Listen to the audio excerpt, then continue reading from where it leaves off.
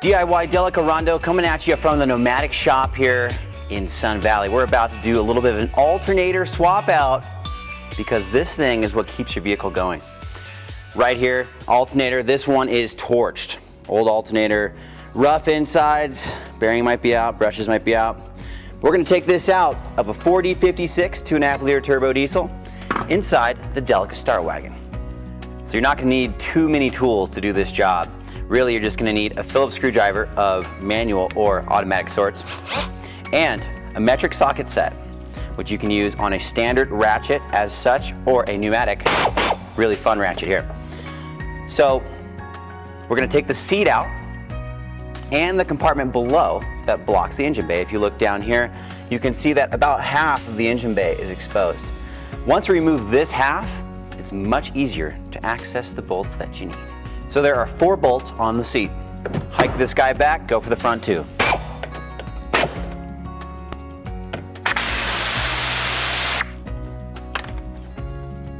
There's 1. Here's 2.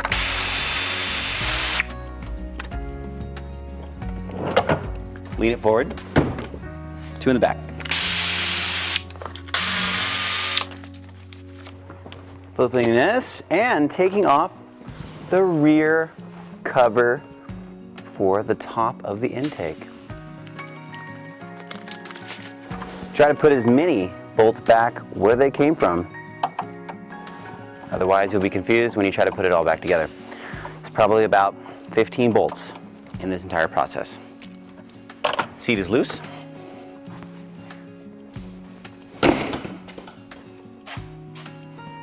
Now we have about 7 bolts right here.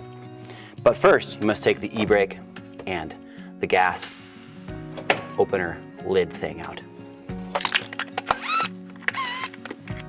Screws going back. This guy comes out. This is a really weird one here. So you flip this guy forward, bring that around, and that clip comes right through there on the clip. When you're looking closer at it, it'll be a lot easier to understand. This cable goes down and through, like so. We'll tuck that away in a second. E-brake comes up. 2 bolts here for the cover. Bolts go back.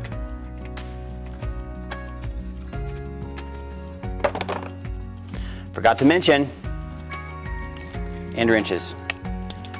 2 10mm right here. Boom.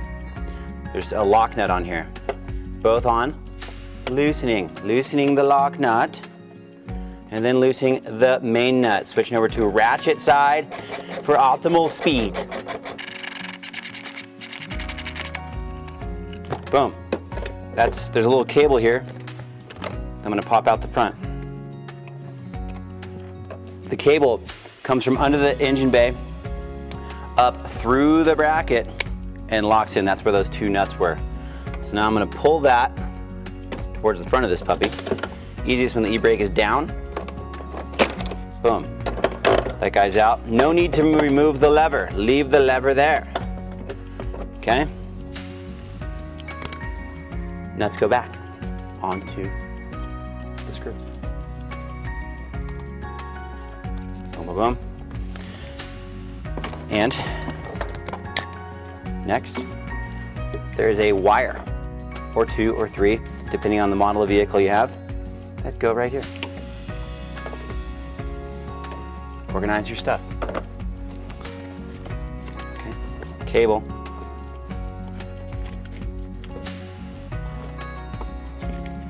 Held down by a few little brackets here.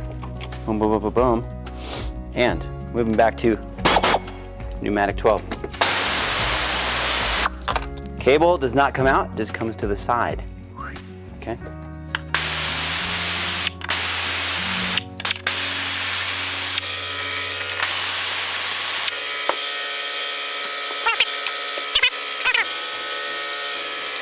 Annoying. Never mind, it's right here.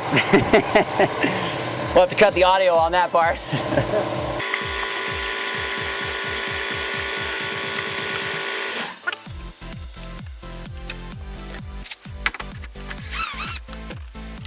Okay.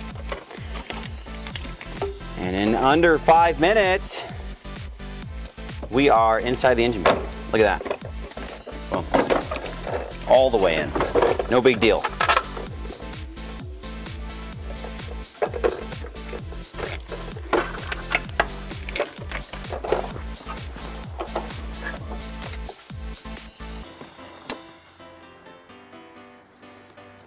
Easy if you tuck these guys away underneath here. Boom, boom, boom, boom. Now you have shroud, power steering pump, and the alternator is directly below that. So it's the furthest point in the bottom corner. That's why we came in this direction. Clip, far side of the shroud. Comes out like butter. Reverse. Sometimes there is a nut on the other side of this. Mine is not. If it does have a nut on it, switch it out to a coarse threaded screw to save yourself the hassle next time. Close side comes out. Boom, we're down to the fan. Now, best thing to do here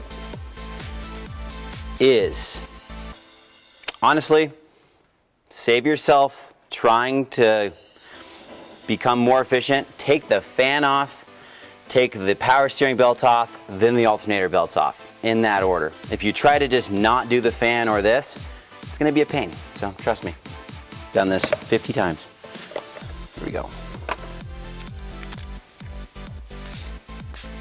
These are really inconvenient little nuts here, which you can't see, but they're right on the front of the fan. There's 4 of them. Okay. Like a whole take your arm out thing, find the next one. I can't even see them from here. I'm just getting the 10 mil on, cranking. That's 2.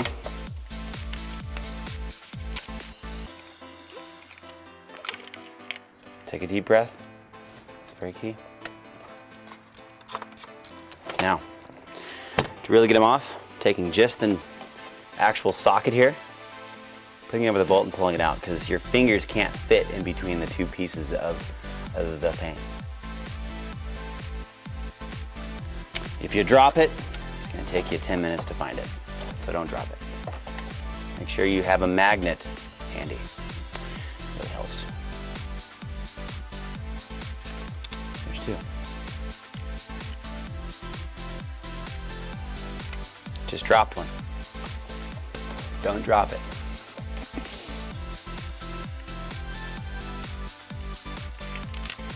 Almost dropped a second one. Fan. Perfect. Grabbing the nut.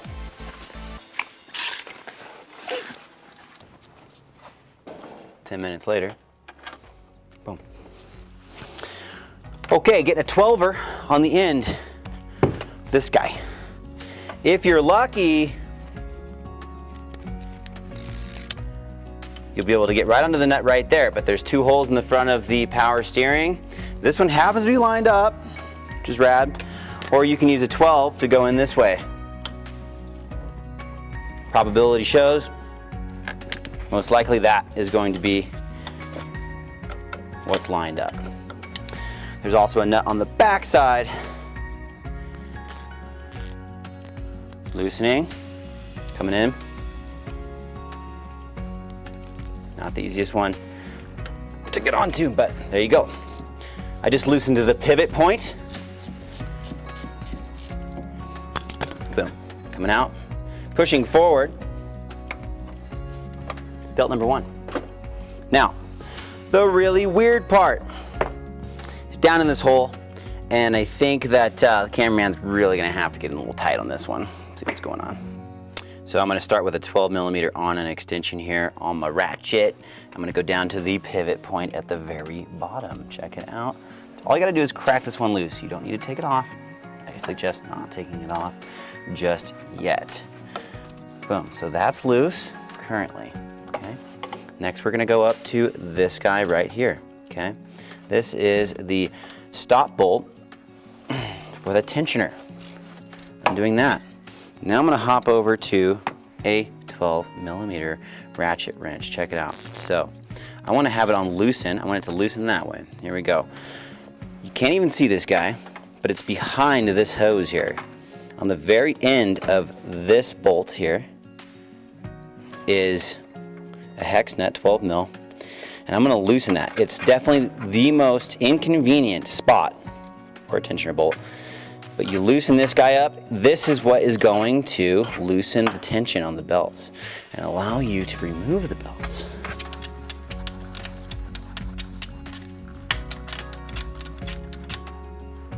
Hardest thing to stay on. Even after doing this 50 times, you know, difficult.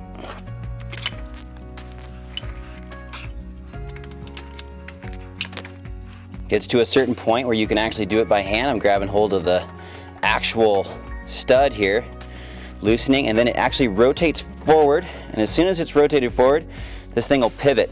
You can see the alternator moving there, boom. Now you can come off one belt on the top, come around the bottom there, off to the side. Same thing here, coming around. You'll see that they're hung up on the AC belt. That's okay.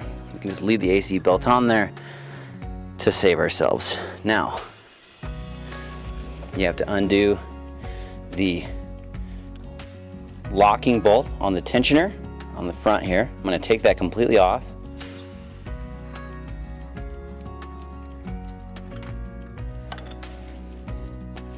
Set this puppy aside. And then, now, we have to undo the bottom bolt as well. Take this nut off first. Once the nut is off, there's a stud that goes all the way through two parts of the alternator and one part of the bottom front case of the motor. But we'll take the stud out last because we've got two vacuum lines and a line going into the oil pan that we have to take off, as well as the positive lead to the battery. There is a lock washer and a standard washer on here. Don't lose those. You need it for your next alternator.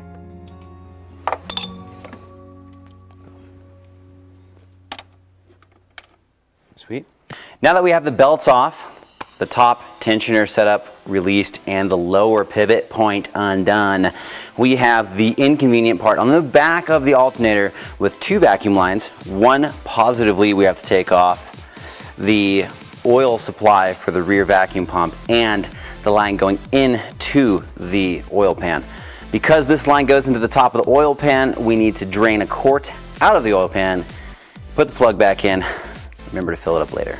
So this is the oil pan here, this is the oil drain pan plug. So we're going to loosen this guy, let out just a quart of oil.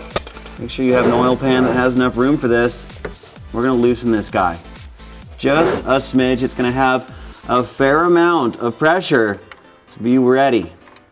Safety glasses are a good idea. Boom. 1, 2, 3, 4, 5, 6, 7. Boom. Going back in. Messy job here, folks. Make sure you're wearing gloves. That puppy's back on there. Give this a quick wipe and a tighten down. Make sure you tighten your plug back down immediately to about 10 foot-pounds of torque. Really good. And quick wipe with a nice rag. Back here looking at the alternator, oil pan. The reason we lowered the oil level is because we brought it down below this line. This tube here is for the vacuum pump on the back side of the alternator. So we're going to undo. Clip here. Take a deep breath. All about finding this in the art of motorcycle and van mechanics. Boom. Out there. Let's see how much oil we got out of this puppy. Look at that, drain just enough. Remember to fill it up, folks. Okay, so this is also a 17 mil nut here. Boom. Hiya. Undo that guy. There's gonna be a little oil coming out of here. This is the lubrication for the vacuum pump. This puppy has couple of nuts on it. Boom, just like that. Got my oil pan there, ready to go. I'm going to put this washer back on and just feed it in, just because I like to stay organized. And you should too.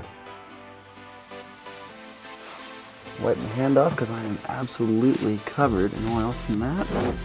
Don't be scared of it, folks. We're wearing gloves here. Chemical resistant, premium, neutral gloves. Or neutral, if you're a Lord of the Rings fan. Boom, unplug that puppy. I'm gonna take that nut off right there. Before you disconnect anything on the alternator that's electrical, get in here, disconnect positive and negative side. Don't forget that. Very, very important, very easy to start some sparks if you don't do this. This extra long extension is unnecessary, but it works. Negative. Positive. This one says alt. Make sure that one's clear of all positive power. So we're going to unplug the regulator right here. Boom, done. And we're going to get right underneath this little red chingadera and loosen that little 10 mil nut that's underneath. See it there? Little tight space. Little tight. Gotta disconnect the battery before you do this, because if you hit metal while touching this part, it will spark. It's not gonna shock you, but it's gonna spark.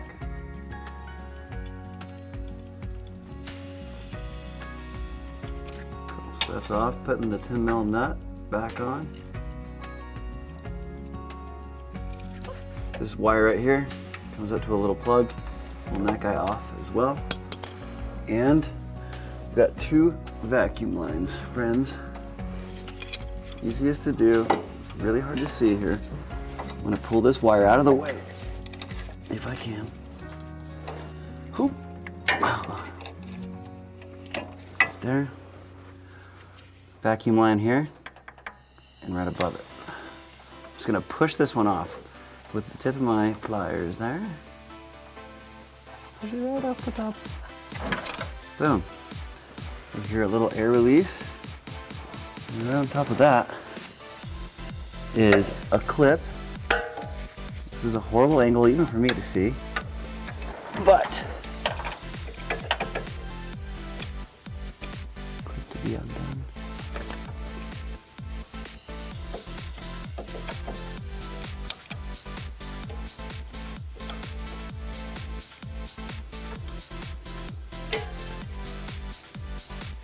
Now we can see it a little bit.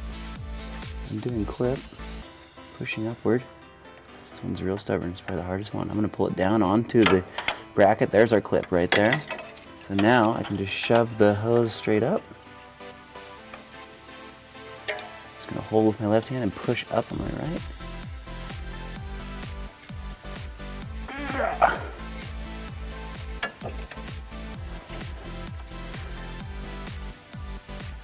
There we go, I think it's on.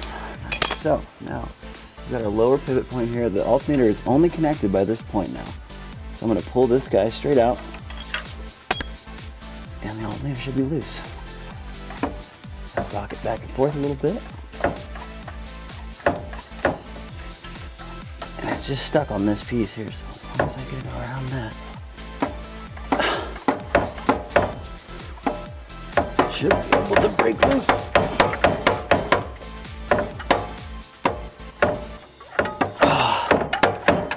There it comes, come on. Woo! Woo! Comes out right here. Don't drop it. The casing is fragile. Oh my God. And there you have it, folks. The alternator, 15 connections later.